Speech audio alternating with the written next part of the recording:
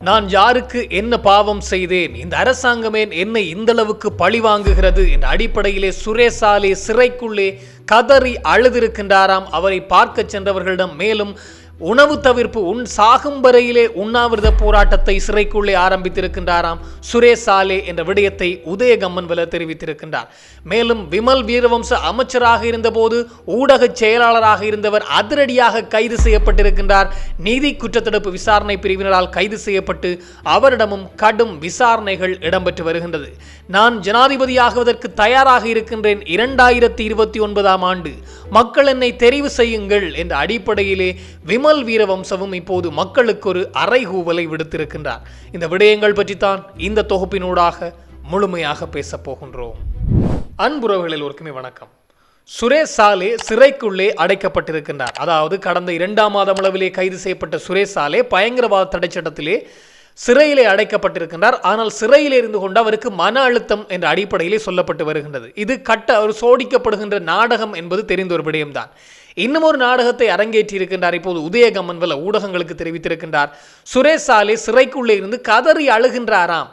சுரேசாலேவுக்கு சாப்பாடு கொடுக்கின்ற போது வெறும் இந்த பேப்பர்களால் செய்தித்தாட்களால் அந்த சாப்பாட்டை மூடிக்கொண்டு சென்று அவரிடம் கொடுக்கின்றார்களாம். அப்படி கொடுக்கின்ற போது அந்த சாப்பாட்டிலே கறியெல்லாம் பிறண்டிருக்கின்றது. அந்த கறியினுடைய ஈரத்தினால் அந்த மேலே மூடியிருந்த பேப்பர், அதாவது அந்த செய்தித்தாள் கிழிந்தவுடன் சாப்பாடு நிலத்திலே கொட்டிவிட்டது. கொட்டிய சாப்பாட்டை தான் அவர் உணவாக அருந்துகின்றாராம் சுரேசாலே என்ற அடிப்படையிலே இன்னும் ஒரு கட்டுக்கதையை உருவாக்கி இருக்கின்றார். இந்த உதயகம்மன்வல ஊடக சந்திப்பின் போது தெரிவித்திருக்கின்றார். மேலும் சுரேசாலேவை கடுமையாக வஞ்சிக்கின்றார்கள், கடுமையாக அவரை சித்திரவதை செய்கின்றார்களாம். சிறைக்குள்ளே வைத்து அவரால் இருக்க முடியாது இருக்கின்றது என்பதை சொல்லியிருக்கின்றார். இதிலே மிக முக்கியமான விடயம், இந்த வேலையை எல்லாம் பலருக்கு செய்தவர் சுரேசாலே. அதாவது தமிழ் அரசியல் கைதிகள், தமிழ் பயங்கரவாத தடை சட்டத்திலே கைது செய்யப்பட்ட பலருக்கு இந்த வேலையை செய்த தரப்புகளிலே சுரேசாலே தரப்பு மிக முக்கியமான தரப்பு. அந்த தரப்பு அவர்களால் உருவாக்கப்பட்ட பொறிக்குள்ளே இப்போது சிக்கி இருக்கின்றார். அதனை அவரால் சமாளிக்க முடியவில்லை என்பதுதான் இப்போது மிக முக்கியமான விடயம். அதிலும் தன்னுடைய மகனும் தம்பியும் அவரை சந்திப்பதற்கு சென்றிருக்கின்றார்களாம். அப்படி சந்திக்க சென்ற போது நான் யாருக்கு என்ன பாவம் செய்தேன், என்னை இந்த அரசாங்கம் இப்படி பழி வாங்குகிறது என்று சொல்லி கதறி அழுதிருக்கின்றாராம் சுரேசாலே என்ற கருத்தை சுரேசாலேவுடைய மனைவி இந்த உதயகம்மன்வலவுக்கு சொல்லி இருக்கின்றார். நீங்கள் ஒரு ஊடக சந்திப்பை நடத்துங்கள் என்று. அதற்கிணங்க ஊடக சந்திப்பை நடத்தி இதை தெரிவித்திருக்கின்றார் இந்த உதயகம்மன்வல. மேலும் ஒரு விடயத்தை சொல்லி இருக்கின்றார். சிறைக்குள்ளே இருக்கின்ற சுரேசாலே நீண்ட நாட்களாக உணவருந்தவில்லையாம். இப்போது அவர் நீரருந்துவதையும் தவிர்த்து வருகின்றார். எனவே சாகும் வரை உண்ணாவிரத போராட்டத்தை ஆரம்பித்திருக்கின்றார் சுரேசாலே. எனவே சுரேசாலேவை காப்பாற்றுவதற்கு வாருங்கள் என்ற அடிப்படையிலே உதயகம்மன்வலவும் அழைப்பு விடுத்திருக்கின்றாராம். எனவே இந்த உதயகம்மன்வல ஒரு பக்கத்தால் நாடகத்தை அரங்கேற்றி வருகின்றார். இன்னும் ஒரு தரப்பு பார்க்கின்ற போது இந்த சுரேசாலேவை காப்பாற்றுவதற்காக சிங்கள தேசியவாத அமைப்புகள் எல்லாம் நாடகங்களை அரங்கேற்றுகின்றது. சிறைக்குள்ளே இருந்தபடி மிகச்சிறந்த நடிகனாக மாறி வருகின்றார் சுரேசாலே. அதாவது மன அழுத்தம், மனச்சோர்வு அப்படி என்று பல தரப்பட்ட காரணங்களினால் மனநலம் பாதிக்கப்பட்டு விட்டாராம் சுரேசாலே என்ற தகவல்களும் பரவி வருகின்றது. அதற்கிணங்க இப்போது அவர் அதாவது உணவு தவிர்ப்பு அல்லது உண்ணாவிரத போராட்டத்தை, நீர்கூட அருந்தாத உண்ணாவிரத போராட்டத்தை ஆரம்பித்திருப்பதாக உதயகம்மன்வல இப்போது ஊடக சந்திப்பின் போது தெரிவித்திருக்கின்றார். சுரேசாலே அதனை செய்வாரா என்றால் அது ஒரு பெரும் கேள்விக்குறி. ஆனால் வெளியே இருக்கின்ற இந்த நபர்கள், உதயகம்மன்வல போன்றவர்கள் அதனை கட்டமைக்க முயற்சிக்கின்றார்கள் என்பது மிக முக்கியமான விடயம். மேலும் விமல் வீரவம்ச தொடர்பாக ஒரு மிக முக்கியமான செய்தி கிடைத்திருக்கின்றது. 2029ஆம் ஆண்டு ஜனாதிபதி ஆகுவதற்கான தகுதி, 2029 ஜனாதிபதி ஆகுவதற்கான முழு தகுதியும் என்னிடம் இருக்கின்றது என்று கையை உயர்த்தி இருக்கின்றார் விமல் வீரவம்ச. எனவே நான் முழு தகுதியோடும் இருக்கின்றேன், நாமல் இல்லை, நான் தான் ஜனாதிபதி என்ற அடிப்படையிலும் மக்கள் என்னை தெரிவு செய்ய வேண்டும் என்று மக்களிடம் கோரிக்கை விடுத்திருக்கின்றாராம் இந்த விமல் வீரவம்ச. மேலும் ஒரு விமல் வீரவம்ச பற்றிய செய்தி என்று பார்க்கின்ற போது, விமல் வீரவம்ச அமைச்சராக இருந்த காலகட்டங்களிலே, குறிப்பாக ராஜபக்சக்களுடைய காலகட்டங்களிலே அவருக்கு ஊடக செயலாளராக செயற்பட்டவர் அதிரடியாக கைது செய்யப்பட்டிருக்கின்றார். பிரசாந்த் மஞ்சு என்று சொல்லப்படுகின்ற நபர்தான் இன்றைய தினம் இந்த நிதி குற்றத்தடுப்பு விசாரணை பிரிவினரால் கைது செய்யப்பட்டிருக்கின்றார். ஏன் எதற்காக என்று பார்க்கின்ற போது, அவர்களுக்கு குறிப்பாக விமல் வீரவம்ச அமைச்சராக இருந்த காலகட்டம், அமைச்சுக்கு கீழே ஊடக செயலாளராக அந்த நபர், அதாவது இந்த பிரசாந்த் மஞ்சு செயற்பட்டு வந்த காலப்பகுதிகளிலே அவருக்கு வழங்கப்பட்ட பிரத்யேக வாகனங்கள் தவிர்த்து அந்த அமைச்சுக்கு சொந்தமான வாகனங்களை பயன்படுத்தி இருக்கின்றாராம். அதிலும் அமைச்சுக்கு சொந்தமான வாகனம் என்றால் இந்த அரச பொறியியல் கூட்டுத்தாபனத்துக்கு சொந்தமான வாகனம், அதனுடைய எரிபொருள் எல்லாம் இந்த நபர், அதாவது இந்த ஊடக செயலாளர் என்று சொல்லப்படுகின்ற பிரசாந்த் மஞ்சு பயன்படுத்தி இருக்கின்றாராம். ஆனால் இது விமலினுடைய அனுமதியோடு தான் இடம்பெற்றிருக்கும் என்பது மிக முக்கியமான விடயம்.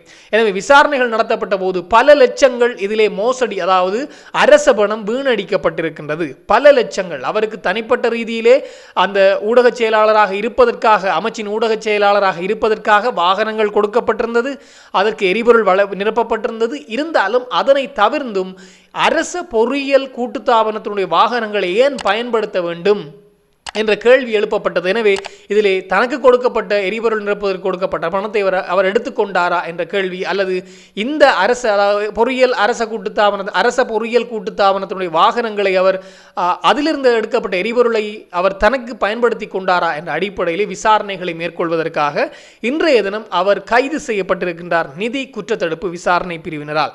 எனவே அவரிடம் கடும் விசாரணைகள் நடத்தப்பட்டு வருகின்றது. அந்த காலகட்டங்களிலே அமைச்சராக விமல் வீரவம்ச இருந்தார். அதற்கு கீழே தான் இந்த மோசடிகள் இடம்பெற்று வருகின்றது என்றும் சொல்லப்பட்டிருக்கிறது. எனவே இவரிடம் நடத்தப்படுகின்ற விசாரணைகளின் அடிப்படையிலே விமல் வீரவம்சவிடமும் விசாரணைகள் நடத்தப்படலாம் என்பதுதான் இப்போது இருக்கின்ற மிக முக்கியமான செய்தியாக இருக்கின்றது. மேலும் ஒரு மிக முக்கியமான செய்தி என்று பார்க்கின்ற போது, இந்த அனுராதபுரம் அட்டமஸ்தானத்தினுடைய தலைமை தேரராக இருந்து பின்னர் அந்த பதவி பறிக்கப்பட்டிருக்கின்ற பல்லேகம ஹேமரத்ன தேரரை பல தேரர்களும் பல அரசியல்வாதிகளும் சென்று சந்தித்து வருகின்றார்களாம்.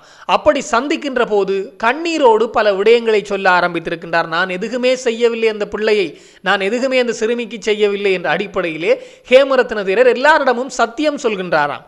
அதிலும் மிக முக்கியமான விடயம், நான் எந்த பரிசோதனைக்கும் தயாராக இருக்கின்றேன், நான் இந்த வேலையை செய்யவில்லை என்பதை சொல்லியிருக்கின்றார். சிறுமி ஆதாரத்தை கொண்டே காட்டுகின்றார். ஹேமரத்ன தேரருடைய சில உடைகள் அல்லது சில துணிகள் மீட்கப்பட்டிருக்கின்றது அந்த காட்டப்பட்ட இடத்திலே. எனவே பல ஆதாரங்கள் கிடைத்திருந்த போதும் நான் செய்யவில்லை என்று எல்லோரிடமும் கண்ணீரோடு சொல்கின்றாராம் ஹேமரத்ன தேரர்.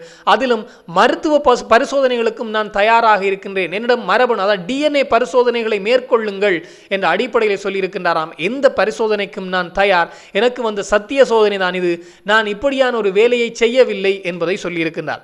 ஹேமரத்ன தேரர் என்ன செய்திருந்தார் என்று எல்லோருக்கும் தெரியும். ஒரு சிறுமியை 11 வயது முதல் 15 வயதுக்கு இடைப்பட்ட காலப்பகுதிகளிலே அவருடைய தாய் ஹேமரத்ன தேரரிடம் அந்த சிறுமியை பணத்திற்காக கொடுத்திருக்கின்றார். பணத்திற்காக என்பதை விட இந்த உடலியல் தேவை நடத்தைகளுக்காகத்தான் அது விற்கப்பட்டிருக்கின்றது. சிறுமி தாயினுடைய செயற்பாடுகளும் இந்த தேரரினுடைய செயற்பாடுகளும் தான் அதற்கு காரணம். அந்த 11 வயது முதல் 15 வயது கிடைப்பட்ட காலப்பகுதியிலே பல கொடுமைகளை செய்திருக்கின்றார். அதாவது அவருடைய நடத்தை, இந்த பாலியல் துஷ்பிரயோகம் செய்யப்பட்டிருக்கின்றது. ஆனால் அவருடைய நடத்தை கோலம் என்பது படு மோசமாக இருந்திருக்கின்றது என்பது சிறுமியினுடைய வாக்குமூலங்கள் தெரிவித்திருக்கின்றது. கடுமையாக நடந்து கொண்டிருக்கின்றார் தேரர். பல காலமாக சில வேளையில் கடத்தி வைத்து கூட தகாத நடத்தைக்கு உட்படுத்தி இருக்கின்றார் என்ற செய்தியை அந்த சிறுமி சொல்லியிருந்தார் தன்னுடைய வாக்குமூலங்களிலே. அவருக்காக சஞ்சீவனி அபயகோன் என்று சொல்லப்படுகின்ற ஒரு சட்டத்தரணியும் போராடி வந்தார். இருந்தாலும் கைது செய்யப்பட்டிருந்த தேரரை வெளியே எடுப்பதற்காக 40 சட்டத்தரணிகள் கேவலமாக முன்னிலையாகி இருந்தார்கள். அவர்கள் சொல்கின்ற விடயம், அதிலும் ஒரு கேவலமாக ஒரு சட்டத்தரணி ஒரு கருத்தை சொல்கின்றார். அனுராதபுரத்திலே பாலியல் துஷ்பிரயோகம் எல்லாம் நடப்பது வழமை, எல்லோருமே சாதாரணமாக செய்கின்றார்கள், ஏன் பௌத்த பிக்கு செய்தால் மாத்திரம் இந்த அரசாங்கம் பெரிதாக அதை தூக்கி பிடிக்கின்றது என்ற ஒரு கேவலமான கேள்வி, அவரெல்லாம் சட்டத்தரணி ஆகுவதற்கு தகுதியே இல்லாத கேள்வி ஒன்றை கேட்டிருந்தார் என்பது மிக முக்கியமான விடயம். எனவே சாதாரணமாக பாலியல் துஷ்பிரயோகம் அங்கு இடம்பெற்று வருகின்ற ஒன்றுதான். ஆனால் இந்த பௌத்த தேரர் செய்ததை மாத்திரம் தூக்கி பிடிக்க முடியாது. இப்போது பௌத்த தேரருக்காக நாங்கள் 40 பேர் முன்னுக்கு வந்திருக்கின்றோம், இதனால் அவர் பிணையிலே விடுவிக்கப்பட்டார் என்று சொல்லப்பட்டிருந்தது. அது கடும் விவாத பொருளாக மாறியிருந்தது. இந்த தேரர் விடுவிக்கப்பட்ட விடயம் சார்ந்து அரசுக்கு எதிராகவும் கடும் விவாத பொருளாக இந்த விடயம் மாறியிருந்தது.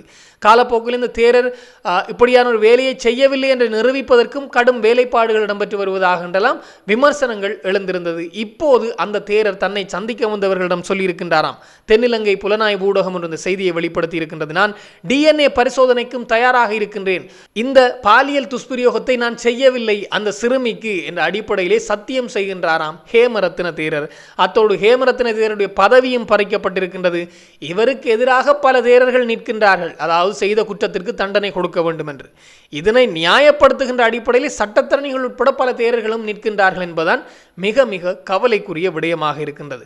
இது தொடர்பாக இன்னும் பல தகவல்கள் வருகின்ற போது உடனுக்குடன் தெளிவுபடுத்த நானும் தயாராக இருக்கிறேன். இன்னும் ஒரு தொகுப்போடு சந்திக்கலாம். உங்களிடம் விடைபெறும் நான் என்றும் உங்கள் அன்பின் ஈழன். வணக்கம்.